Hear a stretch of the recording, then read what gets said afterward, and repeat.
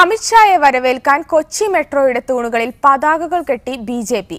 നെടുമ്പാശ്ശേരി വിമാനത്താവളത്തിൽ നിന്ന് അമിത്ഷാ വരും വഴിയിലെ മെട്രോ പില്ലറുകളിലാണ് ബിജെപിയുടെ പതാകയും ഫ്ലക്സുകളും കാണപ്പെട്ടത്. സംഭവം ശ്രദ്ധയിൽപ്പെട്ട KMRL വിഷയത്തിൽ ഇടപെട്ടു. പണി പൂർത്തിയാക്കി യാത്രാസജ്ജമായ ആലുവ മുതൽ പാലാരിവട്ടം വരെയുള്ള മെട്രോയുടെ തൂണുകളിലാണ് ഇന്നലെ രാവിലെ മുതൽ ബിജെപിയുടെ കൊടികളും ഫ്ലക്സുകളും കാണപ്പെട്ടത്.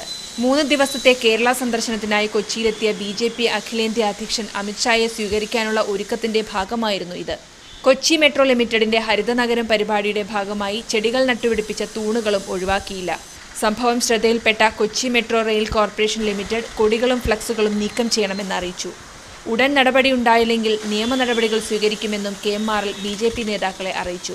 പാർട്ടിയുടെ അടിത്തറ വിപുലമാക്കുക, NDA ശക്തിപ്പെടുത്തുക തുടങ്ങിയ ലക്ഷ്യങ്ങളോടെയാണ് 3 ദിവസത്തെ സന്ദർശനത്തിനായി അമിത്ഷാ കേരളത്തിലെത്തിയത്. മീഡിയ 1 കൊച്ചി.